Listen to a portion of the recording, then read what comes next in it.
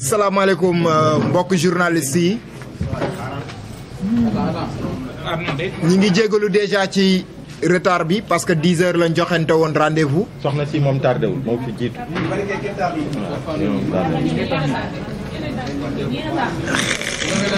ñi ngi jégalooti ginnaaw bi ñu wootee ndaje conférence de presse bi ñu fas yéene amal ci turu suñu milliard du rees ginnaaw bi ñu fi amalee activité wu rassemblement depuis le 30 décembre bi ñu génnoon amoon nañ fi ndaje tamit ak monsieur le premier ministre Amadou Ba depuis lors nag amaana suñu génn bariwul am na lu ñu waxtaanee nag ak ñoom le gouvernement booba ak léegi ñu ngi leen doon may temps di leen déglu njort nañ ne nag déglu bi jot na app bi fi ñu leen mayoon ci déglu dinañ fas yéene def conférence de presse ci biir conférence de presse bi dinañ leen wax ay activités yi nga xamante ni bëgg nañ ko amal ci bés yi ñu jëm ci noonu dinaa jox kàddu gi ki nga xamante ni mooy suñu sœur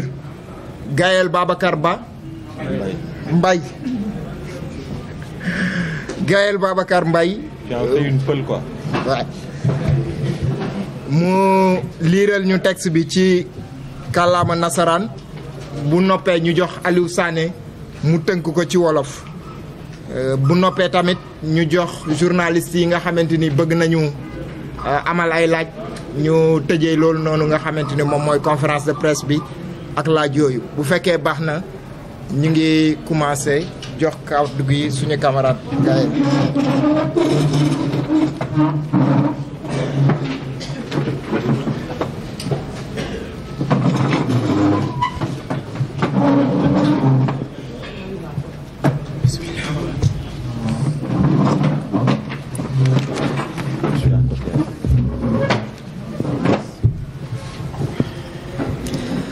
Mesdames, Messieurs les journalistes, chers concitoyennes et concitoyens, il y a de cela un mois, jour pour jour, le mardi 3 janvier 2023, plus exactement, la société civile sénégalaise avait répondu à une invitation du Premier ministre, M. Amadou Ba, pour échanger avec le gouvernement sur la situation nationale et surtout pour poser à celui-ci les exigences du peuple sénégalais quant à la suite à donner aux conclusions du rapport de la Cour des comptes sur les fonds du Covid-19. Lors de cette rencontre, les organisations de la société civile, d'une seule voix, ont réitéré les exigences fortement exprimées par les citoyens lors du rassemblement des forces vives de la Nation tenu le vendredi 30 décembre 2022 à la place de la Nation, à savoir: premièrement, la démission de tous les mis en cause ou à défaut qu'ils soient démis de leurs fonctions. Deuxièmement, le remboursement des montants détournés ou la confiscation des biens matériels ou fonciers des personnes indexées de ces détournements présumés. Troisièmement, l'ouverture des 12 informations judiciaires demandées par la Cour. Et enfin, la mise en place d'un comité de suivi des dites.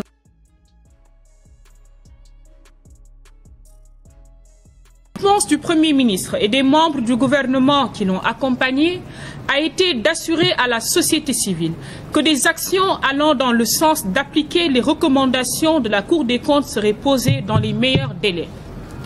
Il est à constater, malheureusement, qu'au bout d'un mois, échéance donnée pour agir dans le sens de l'intérêt des Sénégalais, les choses n'ont pas bougé. Notons d'ailleurs qu'il a fallu une rencontre avec le FMI pour que la transmission du dossier au procureur de la République soit communiquée aux Sénégalais. Le temps d'agir leur a été suffisamment donné.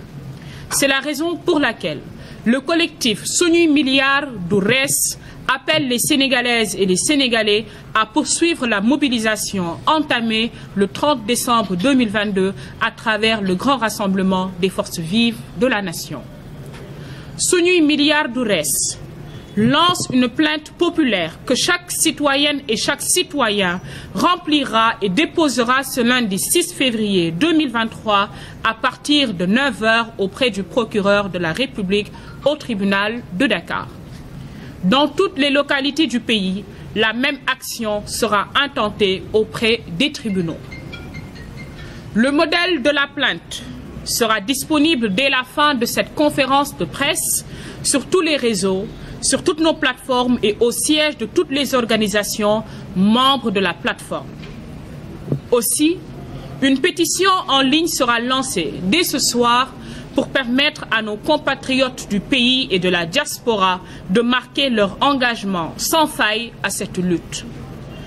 Pour que ce rapport de la Cour des comptes n'ait pas le destin de tous les autres qui dorment dans les tiroirs du procureur de la République. Le dóor doom làq doit cesser dans ce pays, ainsi que le Kumba am ndey, Kumba amul ndey. Suñuy milliards du reste, je vous remercie de votre aimable attention. Merci. Comment? ñëwal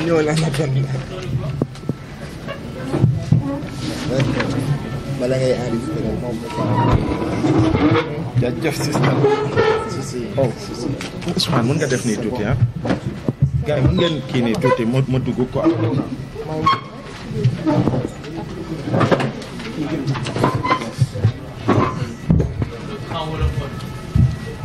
Le mandingue qui parle aussi bien le wolof que les wolofs eux-mêmes.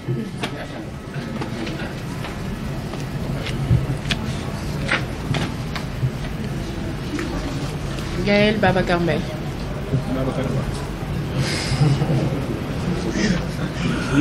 C'est bon. Mbokk yi jërëjëf sama sœur Gaël Babacar Mbaye pour lecture en français ou déclaration liminaire ou conférence bi nga xamante ni collectif sunuy milliards du rees moom moo ko woote. Damay tàmbali rek comme ni ma koy defee saay su ne di jaajëfal journalistes yi ci seen teewaay waaye it di jéggalu ci retard bi nga xamante ni apporté nañ ko au démarrage de cette conférence de presse. di naan mbokk yi mardi 3 janvier bi ñu jógee 2023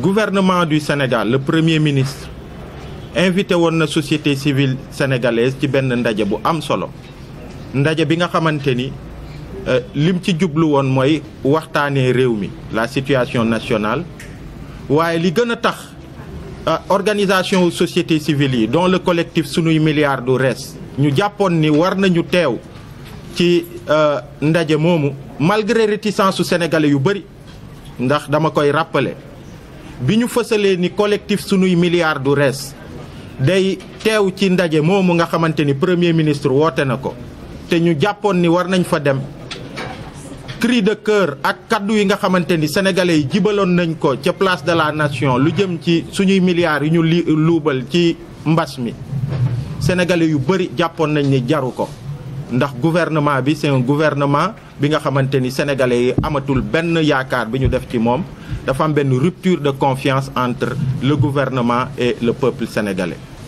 li gënoon tax sax sénégalais yu bëri ñu jàpp ni suñuy milliards du rees ndaje moomu waru ci dem bokk na ci rapport yi nga xamante ni plus d'une trentaine de rapports yu ay corps de contrôle de l'État ñu épinglé ci ñi nga xamante ni ñu ngi ci nguur gi te mujjul fenn soit président de la République moom moo ci teg kuddam wala mu ngi nelaw ci ay tiroiru procureur de la République yooyu yëpp tax na sénégalais jàppoon ni ñun waruñu woon dem sax ci ndaje moomu ndax amut njëriñ waaye nag ñun ñu jàpp ni ay organisation société civile yi ñu doon nekk ci collectif sunuy milliards du rees que gouvernement du Sénégal bu ñu woowee pour que ñu am occasion wu face au premier ministre yeggee ko li nga xamante ni moom la sénégalais yi wax que dinañ ko def tant qu'il est possible de discuter tant qu'il est possible de se parler.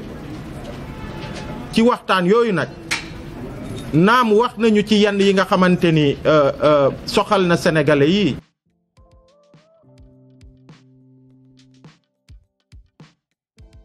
solo mooy kaddu yi nga xamante ni organisation de la société civile yi dans leur globalité jibal nañ ko pour poser exigence yi nga xamante ni moom la citoyen yi poser ci mbirum rapportu Cour des comptes li fa feeñ ak conclusion ak recommandation yi nga xamante ni Cour des comptes def na ko ci rapport am boobu. exigence yooyu nag yi société civile posé woon le gouvernement du Sénégal bokk na ci démission wu képp ki nga xamante ni laale nga ci mbir mi képp ki nga xamante ni rapport bi fësal na ni am na li nga xamante ni soit jàpp na ni luubal nga ko ci ay kopparu peuple sénégalais wala en tout cas laale nga ci d'une manière ou d'une autre que ñoom ñëpp ñu démissionner wala ñu démettre leen de leur fonction. deuxième ponk bi nga xamante ni aussi waxoon nañ ko fa mooy bépp xaalis bi nga xamante ni am na ku ko ci luubal na nga ko rembourser ba ci koppar bi gën a tuuti ba ci centime bi gën a tuuti boo ko deful it que État du Sénégal à travers la justice ñu def liggéey bi war pour que say bien matériel say bien foncier wala ay koppar yi nga xamante ni lakk nga ko que ñu lakkarti ko ñu delloo ko Sénégalais yi ndax ñoom ñoo ko moom. waaye it que ñu fexe ba procureur de la République ouverture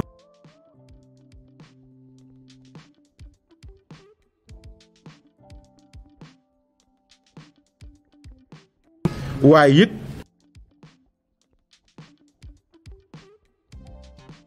doxalee que ñu mettre en place benn comité bi nga xamante ni société civile ak yeneen acteurs dinañ ci bokk pour que ñu topp mbir yi mu bañ a nax saay bi société civile ci waxtaan woowu bi mu fédélier ces exigences du peuple sénégalais le gouvernement du Sénégal à travers Premier ministre assuré woon na organisation société civile yi ni ci li mu gën a gaaw ci ni ko peuple sénégalais buggee gouvernement bi dina engagé processus bi nga xamante ni dina permettre conclusion yu nekk ci ak recommandation yu nekk ci rapport Cour des comptes que ñu doxal ko ci li mu gën a gaaw. waaye nag force est de constater que un mois après jour pour jour c'était le 3 janvier 2023 tey ñu ngi ci le 3 février 2023 que mat na weer amul ay jéego yuñ ci teg ñun jàppoon nañu raisonnablement ni gouvernement bi bu jëlee engagement yi ni mel ne ni fii ak weer sénégalais yëpp dinañ teg seen bët ni mbir yi mu ngi dox et que justice li mu ci war a def mu ngi koy def ñu jàppoon ni war nañ leen mën a may loolu xool ba xam lan la ñuy teg comme jéego waaye tey jii ni sénégalais yëpp gis nañ ni amul benn jéego bi ñu teg procureur de la république bu dee ay activiste la bu dee c'est des membres de l'opposition wala yenn sénégalais lambda yi nga xamante ni ñun ay doomu baadoolo lañ dina gaaw lool ci autosaisiru pour que ñu teg la loxo ñu nëbb la jant bi ci mujj rek gis ngeen ko ñu mel ni ay ñoom nit dof ci ay kaddu yu ñu jibal ci internet li mu gën a gaaw jàpp nañ leen yóbbu leen mettre leen sous mandat de dépôt ñu ngi ci kaso bi ak yeneen sénégalais bu dee ñun dina gaaw lool waaye bu dee ñi nga xamante ni ñoom la ñu dénk suñuy koppar ñu luubal ko justice du def li war gis ngeen nu mu demee ci mbir mi te liñ ci mën a wax aussi mooy bu ngeen yàpp sénégalais yi weesuwul information bi nga xamante ni dafa fësal ni procureur de la république jébbal nañ ko dossier bi bu dul woon rencontre entre FMI ak gouvernement du Sénégal sénégalais yi duñ ci yëg dara ndax dañu xëy rek presse bi moo ñu yëgal di ci rencontre avec FMI boobu yëgle nañ fa ni procureur de la république jox nañ ko jébbal nañ ko dossier bi boobu ba tey amut lenn li nga xamante ni posé na ko comme acte et comme ni ma ko waxee bu doon ñun activiste mouvement citoyen opposant wala yenn ci sénégalais yi mbir yi day daal di gaaw waaye fi mu ne nii gis ngeen nu mu demee.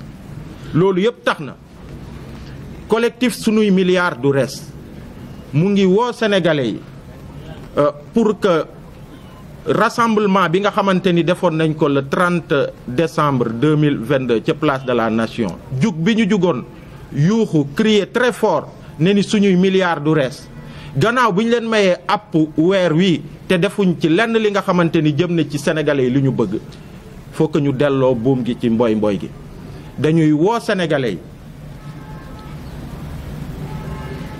ci benn plainte populaire bi nga xamante ni sunuy milliards du reste dina ko lancer à partir de tey pour que lundi incha allah altine à 9h au niveau du tribunal de Dakar que bépp sénégalais bi nga xamante ni jot nga modèle plainte bi nga xamante ni dinañ ko fësal ci réseaux sociaux yi dinañ ko fësal ci suñuy réseau yëpp waaye it bépp organisation bu bokk ci collectif sunuy milliards du reste bépp citoyen bu dem ci siège am di nga mën a am modèle plainte bi nga xamante ni bind nañ ko ba pare da ngay daal di bind sa tur rek ak sa sant ak sa contact nga signé ko que bu lëndiwee incha allah 9h au niveau du tribunal de Dakar dem déposer plainte boobu en tant que citoyen auprès du procureur de la République pour que li mu war a def ci liggéeyam mu def ko ndax xaalisu sénégalais yi la. bu dee ministre de la justice daf ko transférer dossier bi deful li war ñun sénégalais yi war nañu am fulla ak fayda pour que plainte yooyu ku ci nekk ci ñun mu dem jébbal ko pour que mu def liggéeyam ni mu waree ndax sunuy milliards warut rees. loolu nag au-delà de Dakar fépp ci Sénégal citoyens yi aussi nañu tirer modèle plainte yi dem ci seeni tribunal départementaux wala régionaux au niveau des procureurs yi fa nekk que ñu déposer plainte bi pour que ñu xam ni sénégalais yi ils sont déterminés à ce que sunuy milliards mu bañ a rester dinañ ko topp di ko topp ba sunuy milliards ñu goxi ko ñu génnee ko ndax nu mu tuddati xaj na ci paj mi xaj na ci xëyu ndaw yi xaj na ci njàng mi xaj na ci yeneen ak yeneen ak yeneen ndax réew mi fi mu toll ñëpp gis nañ ko. leneen li nag mooy am na benn pétition bi nga xamante ni aussi dinañ ko lancer à partir de tey ci ngoon pour que bépp sénégalais bi nga xamante ni surtout ñu nekk ci diaspora bi waaye ci biir réew mi aussi mbirum dem déposer plainte bi mënuñu ko wala dinañ ko def sax waaye bugg nañu aussi gën a dëggal exigence yi nga xamante ni moom le peuple sénégalais posé à travers sunuy milliards du reste que nga mën a signer pétition boobu ñu mën a ànd ci xeex googu. loolu yëpp nag li ko wundu rek mooy fexe ba rapport yi nga xamante ni comme ni ma ko waxee sànq.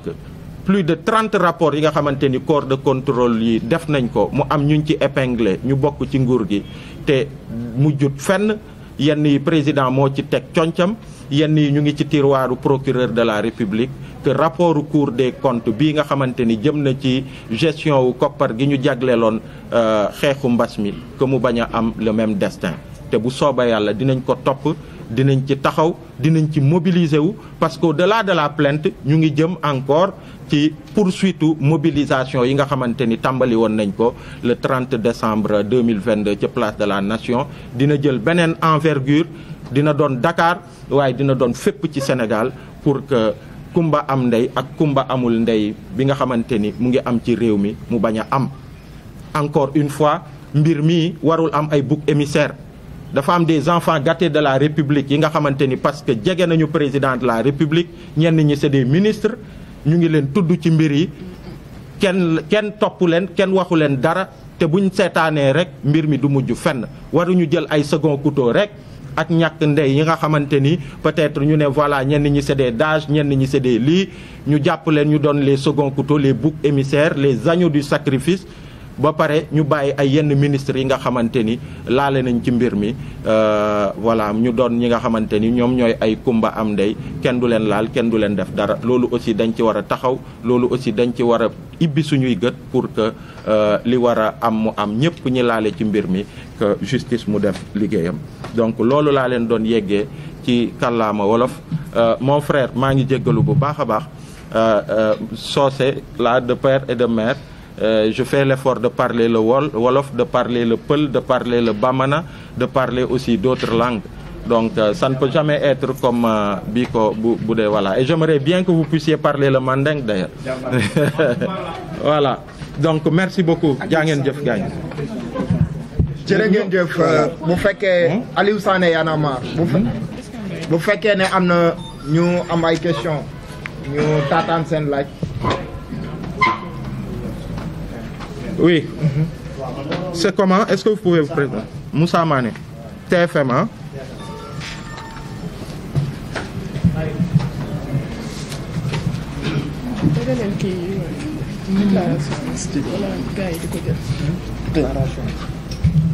Est-ce que am na keneen ku bëgg poser question.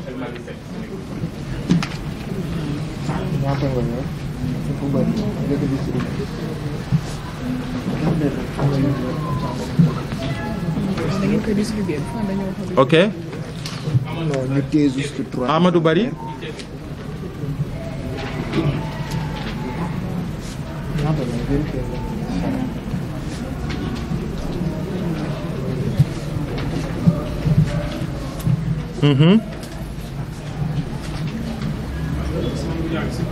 Ousmane Goudiaby.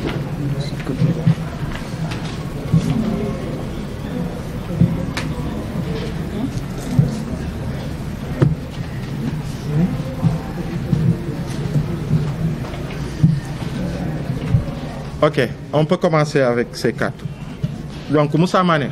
waaw dama wax ko sànq bi ngay terminé que dañoo gis ne xaw nañu am des affaires gis nañ bu mu doog a commencé ñoom ñi nga xam ne comme le rapport bi atteindre rek ñu commencé di acharné seen naataay yi nekk maa ngi koy génn di wax ak ñoom ñu si biir yëpp ku si nekk génn commencé même dañuy protéger seen bopp di song seen taay yi yéen ngeen nekk ci combat bi ministre bi recevoir na leen am lu ñu promettre woon est-ce que jàppoo leen ni pour ce combat là c'est juste que li ngeen def nii yëpp c'est pas un combat déjà perdu d'avance quoi si li nga xam ne ñu jëm si biir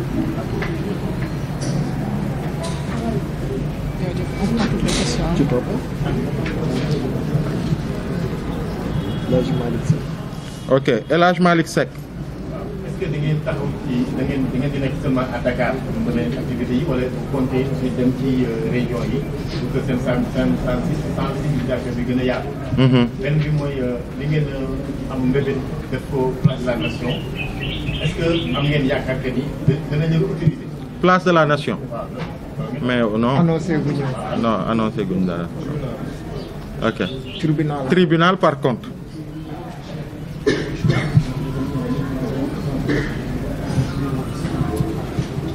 Ok. Ousmane Goudiaby. Ababacar. Ah ouais.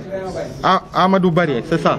J'avais une question. La première, c'était relative à la mobilisation. La dernière fois, c'était le 30 décembre, c'est ça. Et vous avez prévu une mobilisation. Mais est-ce que vous pensez pouvoir réaliser ça et surtout, il a dit la possibilité de manifester parce que la dernière fois que l'opposition a voulu manifester, on leur a interdit de cela. Deuxième question, c'est surtout Aliou Sané, une question plus personnelle.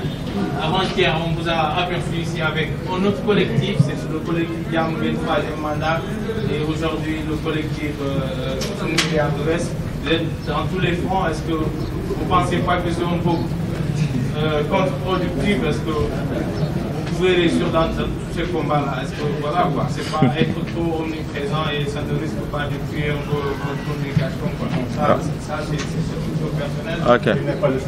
Et l'autre question c'est quand même on voit que avant-hier comme aujourd'hui vous êtes moins nombreux. Est-ce que c'est pas symptomatique un peu du combat? On voit de moins en moins, on n'a pas par exemple à l'ultime et autres ici. Qu'est-ce qui expliquerait leur absence quoi? Voilà. Merci beaucoup.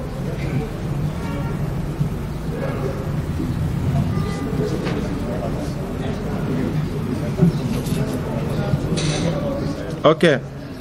Ousmane Goudiaby. Voilà, merci beaucoup. Je voudrais rebondir un peu par rapport à la première question.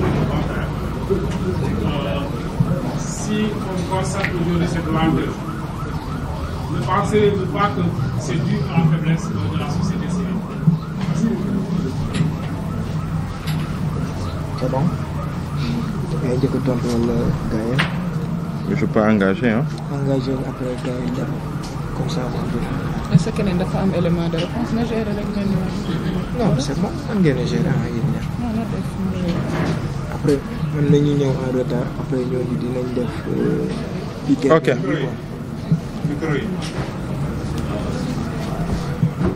Donc la première question mooy bu Moussa Mané qui demandait est-ce que c'est pas c'est pas un combat perdu d'avance. Il n'y a jamais de combat perdu d'avance. Le seul combat perdu d'avance, c'est celui qui n'a pas été mené. Voilà. Et gis nga exigence yi nga xamante ni sénégalais yi posé nañ ko, gis nga rassemblement mobilisation populaire bi nga xamante ni am na le 30 décembre ba mu waral gouvernement du Sénégal engagé waxtaan ci li jëm ci réew mi, mais principalement ci question bi. Donc il y a pas de combat perdu d'avance. Combat bi on continuera de le mener avec toute la détermination qu'il faut ak peuple sénégalais pour que sunuy milliards mu bañ a rees. Donc lépp lu ci war dinañ ko def incha allah.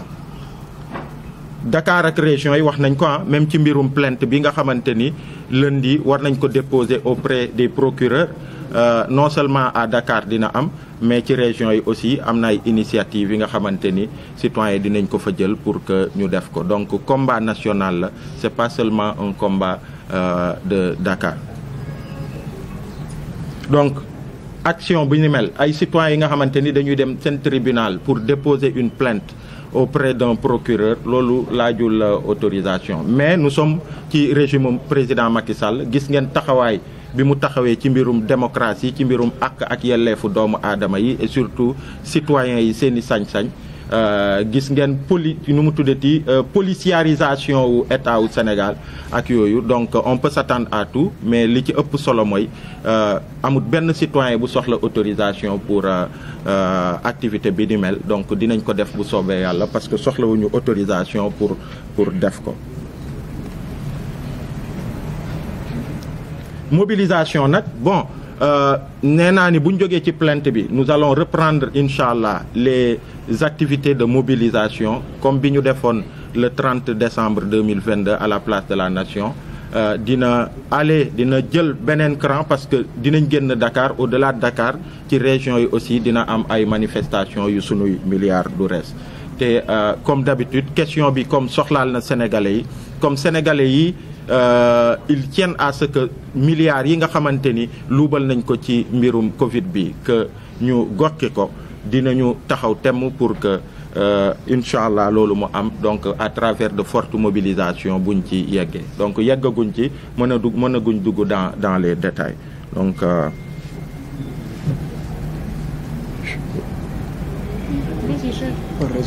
okay.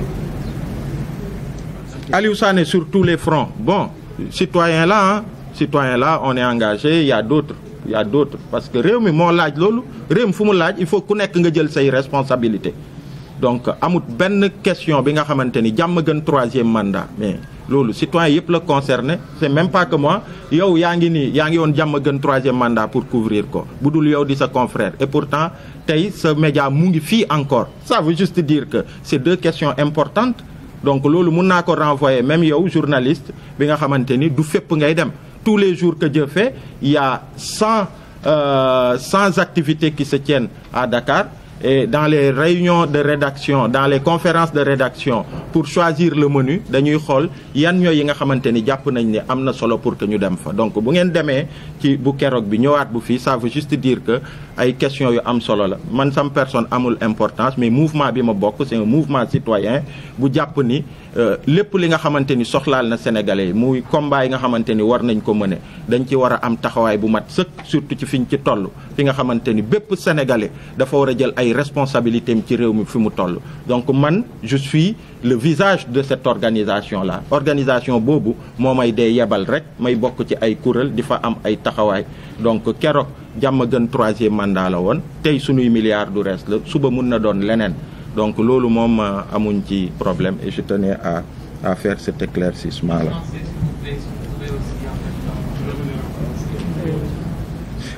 Absence des autres bu ngeen xoolee conférence de presse bi mujj Alioune Tine nekk fi woon. Il y avait pas Moundiaye Cissé, il y avait pas Sadikh Niass, il y avait pas, les personnes ne sont pas importantes. Li am solo mooy cause bi ñuy porter ensemble. On est tous ensemble. Lii nii ñu yekk tey ñun ñëpp a ko mëbëtandoo. Peut-être que j'ai même pas besoin de dire que Moundiaye Cissé est hors du pays. Alioune Tine est sur une mission au niveau du Mali. Que Sadikh Niass a reçu des partenaires à la RADDHO et que il veut même se libérer bu amee 30 minutes daw ñëw teewe lii. Am na ki nga xamante ni dina fi teewal Moundiaye Cissé muy Cheikh Cissé mu ngi ci yoon bi ak yooyu. Donc pour man c'est pas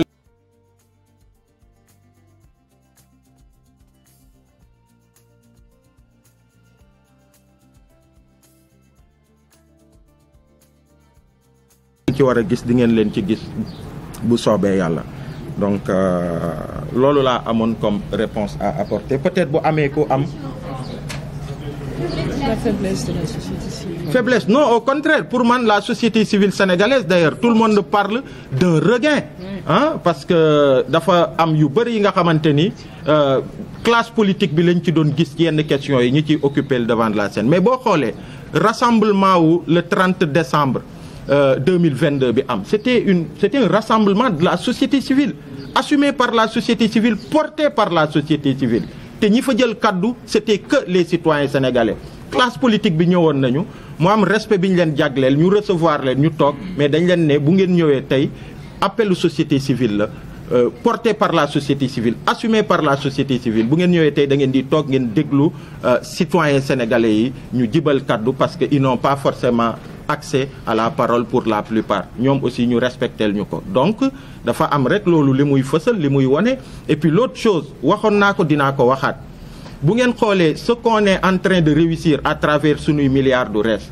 mooy toute la société civile bi nga xamante ni elle est très institutionnelle suñu yenn doyens yi nga xamante ni ñu ngi ci organisation yu mel ni ay Afrikajom ay RADDHO ak yooyu loolu c'est un profil de la société civile sénégalaise qui est diverse ñooñu ñoo booloo ak mouvement yu mel ni Y'en a marre booloo aussi ak yeneen mouvement yi nga xamante ni c'est nos jeunes frères ay mouvement yu judd après mouvement Y'en a marre que ce soit déjà FRAPP qui est déjà un mouvement vieux comme Y'en a marre mais au-delà de ça nga xool Sénégal notre priorité nga xool collectif patient en danger bu juddu yàggul nga xool nu mu tuddati Africa First nga gis yeneen ak yeneen mouvement yi nga xamante ni ñu ngi ci biir loolu ñu ànd ak toute cette société civile là loolu peut-être que yéen du ngeen ci bàyyi xel mais ku mel ni man je vois l'historicité en fait de cette dynamique-là parce que d'habitude ku nekk day nekk dans son côté ak ses moyens de lutte ak ni muy œuvrer di doxal d'habitude entre eux sax du am yenn connexion yi mais tey pouvoir rassembler toute cette société civile dans sa diversité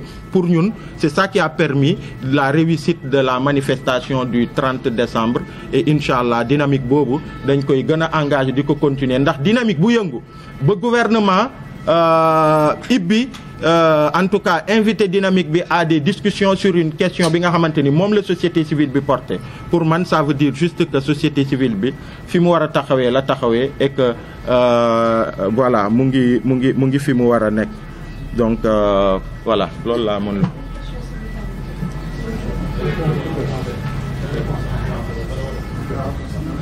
dañ ko jëlaale la dernière question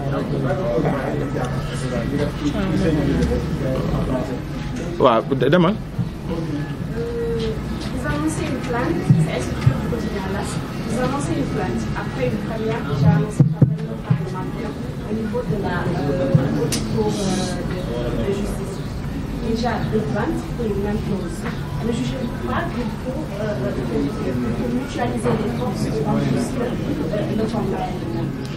Jërëjëf, c'est une question très pertinente gaañ s'il vous plaît question bu am solo la mais ci question bi ni mel les députés yi nga xamante ni ñoom ñoo nekk à l'Assemblée nationale dañu ñoom ci fi ñu taxawee ak ci seeni prérogatives dañu jël utiliser les moyens qu'ils ont pour que ñoom ñu def une action loolu c'est très bien mais loolu exclurul aussi que citoyens yi les citoyens lambda que ñoom aussi fi ñu taxawee à travers les moyens qu'ils ont ñu mën a intenter une autre action pour man loolu c'est plutôt très bien c'est deux actions qui peuvent être complémentaires loolu li muy renseigner rek mooy mbir mi fi mu toll sénégalais il faut que ku ci nekk fi nga taxawee rek nga am ay initiative nga porter ko fexe doxal ko ba mu yegg fi mu war a yegg donc pour ñun c'est une excellente chose c'est pas des actions yi nga xamante ni dañuy elles sont non je pense que dañ complémentaire et c'est une excellente initiative des parlementaires du Sénégal parce que c'est des députés du peuple. Une question si vous permettez. C'est la composition du collectif parce que c'est un collectif qui est récent qui est né juste après la publication du rapport de la Cour des comptes. On peut revenir sur la composition, quels sont les membres et voilà quoi. Est-ce que vous ne pensez pas que c'est un mouvement né de façon subite et éphémère qui risque aussi de disparaître? Mais bu ñu defee li war ci lii ça n'a pas vocation à perdurer jàmbaar collectif bi amul vocation à perdurer c'est-à-dire question bu ponctuelle moo ko tax a jóg bi soxlaal sénégalais yi mu am taxawaay biñ ci am spontanément ay organisation ñu ñëw ñu sekk ko ñu ciy mener ay action ensemble suba bu dee gouvernement du Sénégal def na li war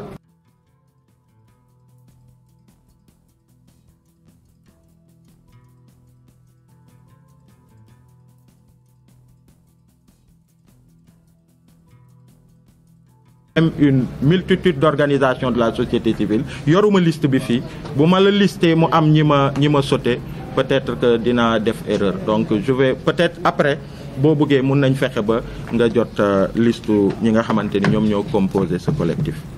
Le résumé en français après ñu jël ci da ngay def résumé en français. def ko. Gaël bien def ko. question yaa ngi nii combat perdu dafa. Aliou mën nga ko def Aliou mën nga ko def. mën nga ko def si.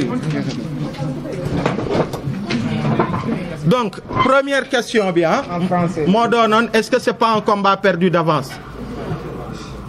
Donc je disais que le seul combat perdu d'avance c'est le combat qui n'a pas été mené. Mais tout combat porté par tout un peuple sur une question aussi importante que des milliards des Sénégalais qui ont été détournés dans le cadre de la lutte contre la Covid-19, c'est un combat qui vaut la peine d'être mené et nous le mènerons avec toute la détermination qu'il faut, Inch'Allah.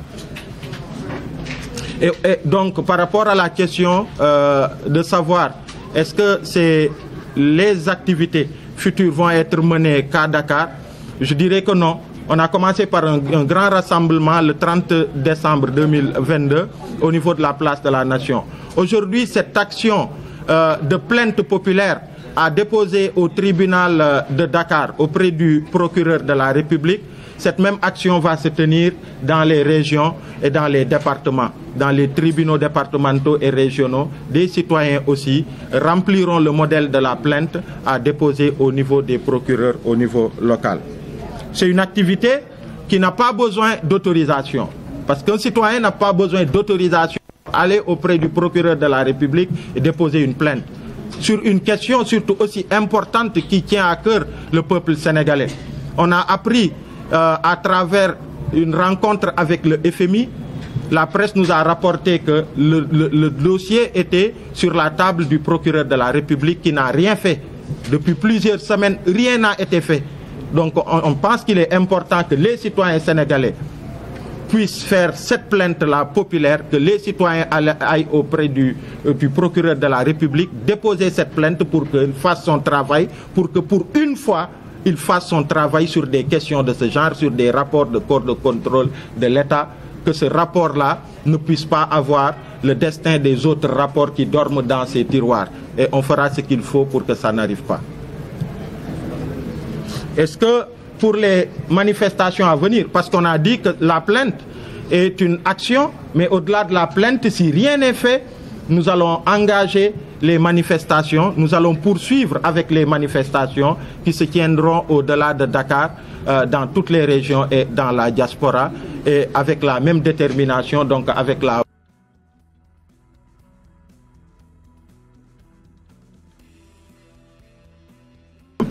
mobilisation. Par rapport à moi, personnellement, une question qui m'est adressée sur le fait que j'étais à une rencontre de Diamaguène 3e mandat avant-hier et aujourd'hui je suis à une autre rencontre de Sunuy Milliards d'Ores. Je suis un citoyen sénégalais qui appartient à un mouvement citoyen qui se bat sur des questions qui préoccupent les Sénégalais. Donc, et je pense que c'est deux questions importantes pour les Sénégalais actuellement. Quand on parle de la question de la 3e candidature de Macky Sall, mais elle est importante. Et celle-là aussi, elle est tout aussi importante. Et nous sommes arrivés dans ce pays à un moment où il faut que chacun prenne ses responsabilités. Il faut que chaque citoyen, d'où qu'il soit, prenne ses responsabilités et que même les journalistes prennent leurs responsabilités. Je pense que si vous êtes là d'ailleurs, après Sunuy Milliards, après Diamaguène 3e mandat, vous êtes là à couvrir cette activité, c'est parce que c'est une activité importante. Donc moi, je représente un mouvement citoyen, je suis le coordonnateur, le visage d'un mouvement citoyen qui se bat pour des causes et je représente ce mouvement dans des collectifs qui se battent pour des causes dans ce pays. Donc c'est très normal que je puisse être dans ces activités diverses. Même si, comme tous les Sénégalais, nous avons des activités professionnelles. Nous avons des activités professionnelles. Là où je vous parle, il y a des gens qui m'attendent dans le cadre de mes activités professionnelles. Mais j'ai décidé de prendre une part de mon temps et d'être là avec toutes ses sœurs, avec tous ses frères, parce que cette question, elle est importante. Mais ce n'est pas parce qu'on n'a rien à faire. Tous ceux qui sont autour de cette table, elle va à son bureau après. Comment dirais-je? Tous ceux qui sont là, lui, il va à son bureau après. Ousmane Wade, il va à son travail. Mais on pense qu'au-delà de nos engagements professionnels, il est important qu'on prenne du temps pour le peuple sénégalais, pour des causes comme celle-ci. Donc, je pense que c'était important de faire cette précision. L'absence des autres. À la dernière conférence de presse, Nina Pendafay était là, elle n'est pas là aujourd'hui. Elle vient d'arriver. Voilà, Aluntine n'était pas à la dernière conférence de presse avant la manifestation. Moundiaï Sissé aussi n'était pas là, il était à l'autre rencontre. Donc pour nous, le plus important, c'est que nous sommes tous ensemble. Ce dont nous parlons aujourd'hui, cette action que nous préparons et que nous avons lancée aujourd'hui, elle a été préparée par tout le monde ensemble. Je n'ai pas besoin de dire que Moundiaï Sissé est hors du pays, ce qui est vrai. Je n'ai pas besoin de dire qu'Alunti va vers une mission au Mali. Je n'ai pas besoin de dire, Ce qui est important, c'est que ceux qui sont là, ils représentent tous les autres. Peut-être qu'une autre activité viendra où Aliou Sané ne sera pas là, mais Aluntine ou Moundiaï sera là. Donc c'est ça le plus important. Est-ce que la lenteur ne dénote pas de la faiblesse de la société civile? Non, la première chose, c'est que aujourd'hui, tous les Sénégalais s'accordent à dire que malheureusement, sur des questions de détournement de deniers publics, sur des questions de gouvernance, sur des questions de rapport de corps de contrôle de l'État, le régime du président Macky Sall n'est pas à la hauteur de ce à quoi les Sénégalais s'attendaient. Aujourd'hui, nous sommes à près de 40 rapports qui dorment dans les tiroirs du procureur de la République ou bien sous le coude du président de la République. Ça, c'est une pratique connue du régime du président Macky Sall. Maintenant, la société civile, je pense que la société civile sénégalaise a rarement été comment dirais-je, dynamique. Parce que si vous voyez sous nos milliards de restes, et je pense que c'est assez historique que l'on puisse avoir une telle diversité de profils de la société civile sénégalaise autour d'une question, autour d'une entité comme sous nos milliards de restes. D'habitude, on voit les doyens Aluntine opérer dans le champ qui est leur champ qu'ils connaissent, les mouvements citoyens dans leur champ, les activistes dans leur champ, chacun évoluant dans son domaine séparément. Mais aujourd'hui, nous avons réussi à mobiliser toute cette diversité de la société civile, et c'est cette diversité, cette mobilisation des forces de la société civile qui a permis la réussite du rassemblement citoyen du 30 décembre 2022, et nous allons continuer dans cette dynamique-là et poursuivre. Donc voilà, je pense que c'est ce qu'on avait comme... La jonction de... Voilà, on a pour nous... cette question est tellement importante que chaque citoyen ou chaque groupe de citoyens doit utiliser les moyens et les outils qu'il a pour porter la voix des citoyens, pour porter ses revendications et poser ses exigences pour que le travail qui doit être fait, pour que ce milliard reste, que le travail soit fait. Si des parlementaires à leur niveau, les représentants du peuple, les élus, que sont les députés, s'ils utilisent les moyens qu'ils ont pour cette mise en accusation de la liste des ministres qui a été diffusée, c'est une excellente chose. Ils ont utilisé leurs moyens, mais que la plainte populaire aussi des citoyens sénégalais lambda, que ça puisse se faire, c'est d'autres outils qui sont utilisés par les citoyens aussi, ñom aussi qui finissent togué ak fiñu taxawé. On pense que c'est des actions complémentaires et il faut même encourager qu'il puisse y avoir d'autres initiatives parce que cette question, elle est super importante et il est important que ce rapport de la Cour des comptes ne connaisse pas le même destin que les précédents rapports. Donc, c'est des actions complémentaires et il faut le voir comme ça. Ok, non, c'est bon, on va. C'est bon, hein? On va malheureusement.